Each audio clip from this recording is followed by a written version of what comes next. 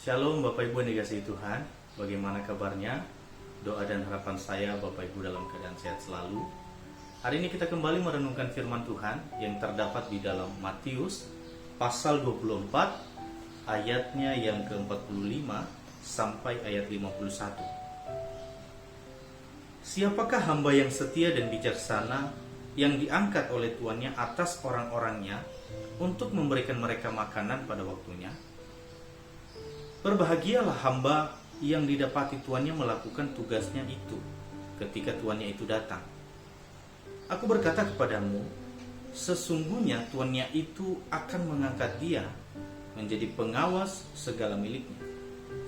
Akan tetapi apabila hamba itu jahat dan berkata di dalam hatinya, tuanku tidak datang-datang, lalu ia mulai memukul hamba-hamba yang lain dan makan minum bersama-sama pemabuk-pemabuk, maka tuan hamba itu akan datang pada hari yang tidak disangkakannya dan pada saat yang tidak diketahuinya, dan akan membunuh dia dan membuat dia senasib dengan orang-orang munafik.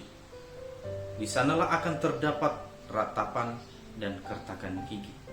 Bapak Ibu yang dikasihi Tuhan, ada satu lagu mengatakan bahwa sampai akhir ku menutup mata, ku tetap setia untuk melayani.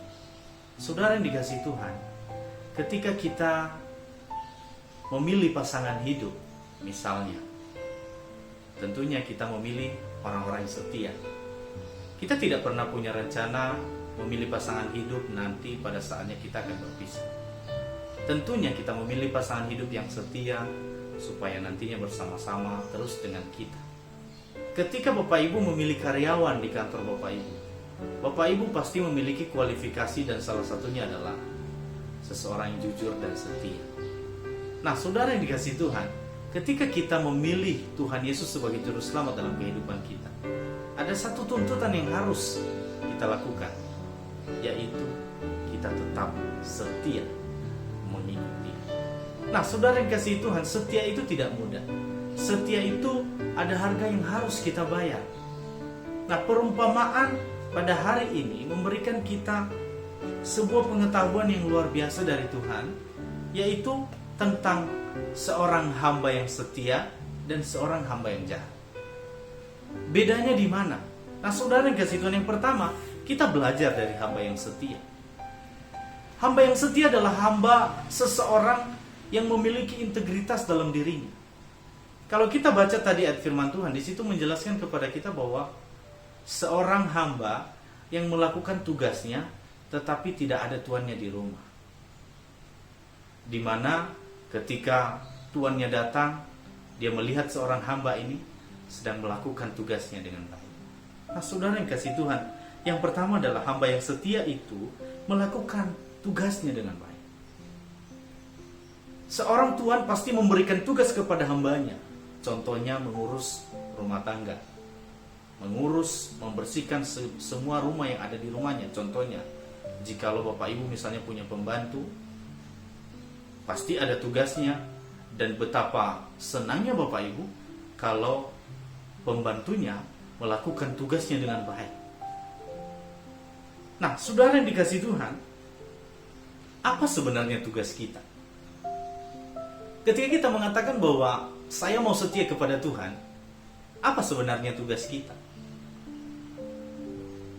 Dan kalau kita mengetahui tugas kita apa, sudahkah kita melakukan tugas kita itu dengan baik?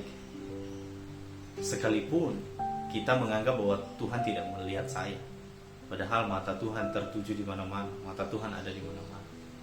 Nah, saudara yang dikasihi Tuhan, ini merupakan suatu perumpamaan yang diberikan oleh Tuhan Yesus kepada kita, bahwa berbahagialah seorang hamba yang setia melakukan tugasnya sekalipun tuannya tidak melihat.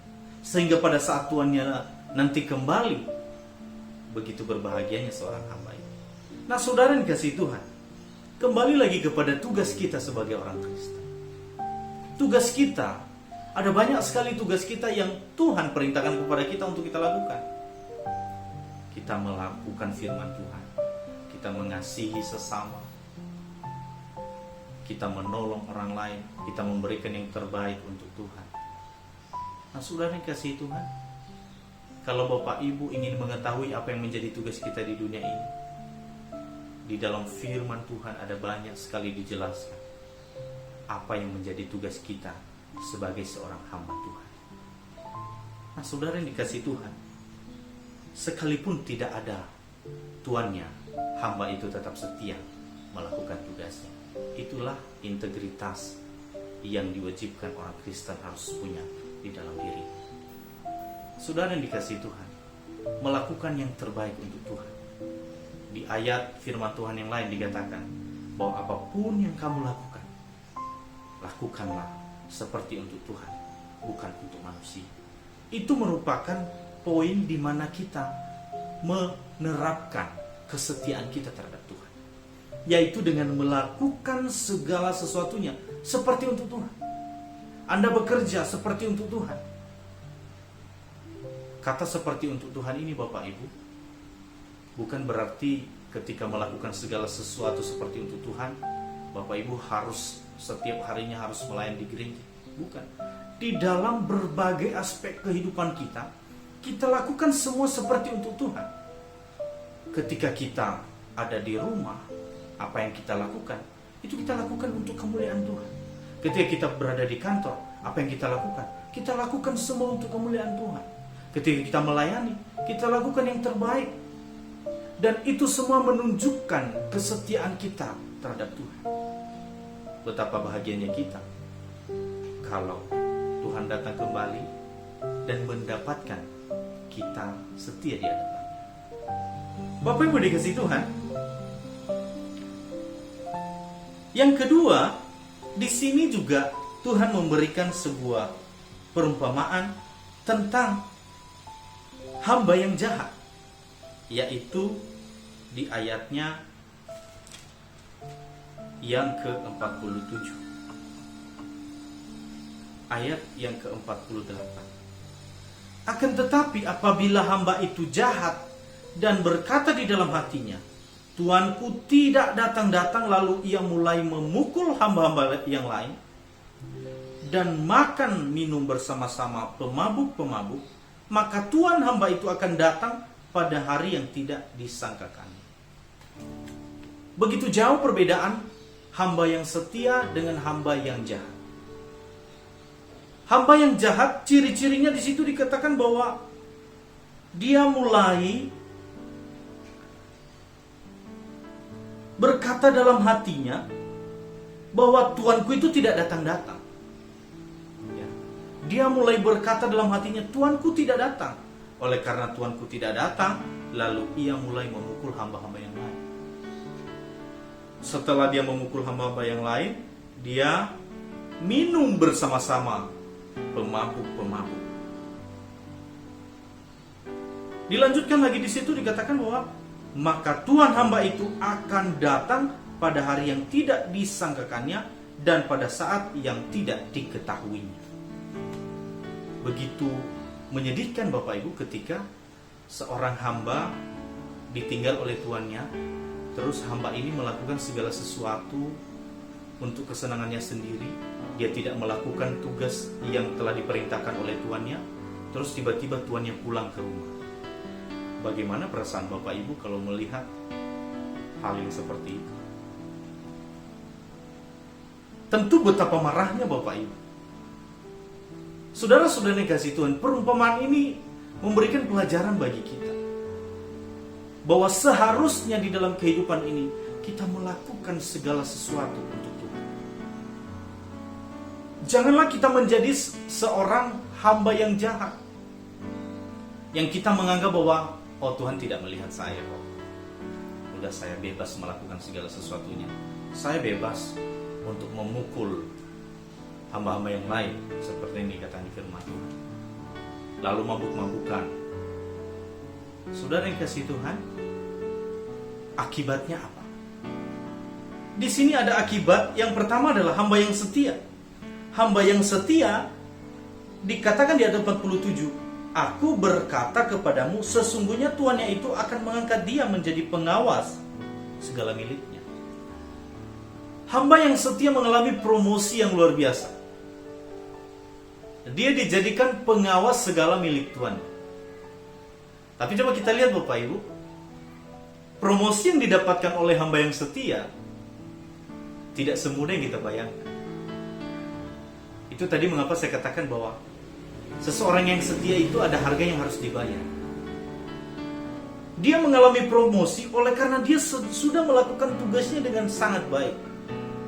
Oleh karena tuannya melihat dia begitu setia melakukan tugasnya, sehingga dia dipercayakan menjadi pengawas segala milik tuannya. Saudara dikasih Tuhan, di sini hamba yang setia diberikan posisi yang sangat luar biasa. Diberikan posisi yang baik, dipercayakan. Saya percaya Bapak Ibu yang mempunyai perusahaan, ketika melihat staf-stafnya itu melakukan tugas dengan baik, tentunya Bapak Ibu tidak mungkin tinggal diam. Bapak Ibu pasti memberikan dia promosi-promosi yang luar biasa. Ketika seorang guru melihat siswa-siswinya belajar dengan setia melakukan tugasnya, mengumpulkan tugas dengan tepat waktu, maka guru akan memberikan dia nilai yang bagus. Kenapa? Dia melakukan tugasnya dengan baik. Saya juga percaya orang tua ketika melihat anak-anaknya melakukan tugasnya dengan baik, memiliki prestasi yang baik, saya percaya orang tua juga memberikan dia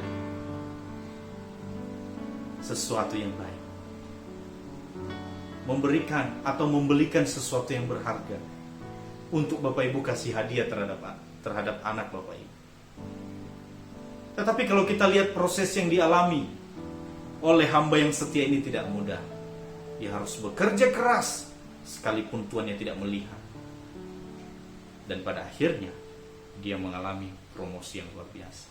Tentunya kita mau Bapak Ibu mengalami promosi yang luar biasa dari Tuhan. Tentunya kita mau diberikan posisi yang baik dalam pekerjaan kita. Tentunya kita mau segala hal itu. Tetapi satu hal yang harus kita lakukan adalah kita harus setia dulu kepada Tuhan. Baru kita diberikan promosi-promosi yang luar biasa.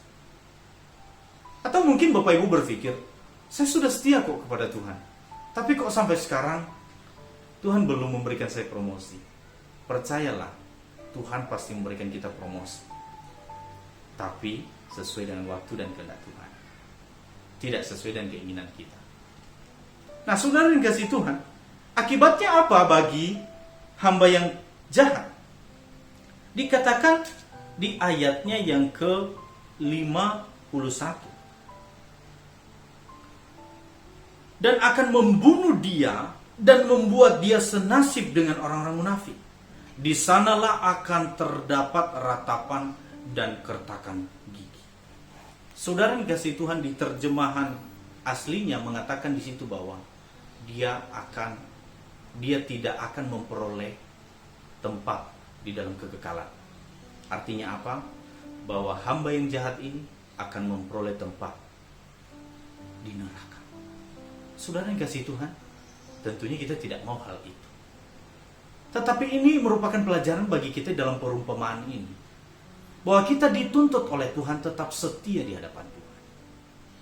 Di dalam apapun yang Tuhan telah tugaskan kepada kita untuk kita lakukan, marilah kita lakukan dengan segenap hati. Bapak Ibu yang dikasihi Tuhan, apapun yang kita lakukan selama kita hidup di dunia ini, Tuhan melihat.